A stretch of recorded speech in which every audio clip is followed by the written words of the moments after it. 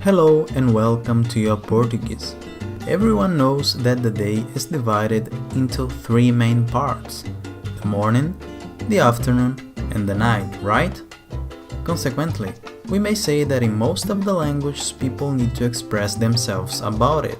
Thinking of it, we have decided to teach you how to say good morning in Portuguese. Once, it's also a very important thing in this language.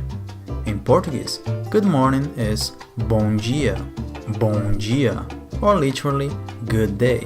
One curious thing about it is that you may use it in the afternoon too, although there is another expression in the Portuguese language used to express it. But this we will teach you on another video.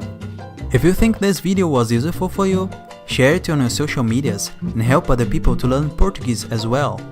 Show us some love too, leaving your like on the video, and if you have some suggestion or constructive criticism, leave it in the comments area.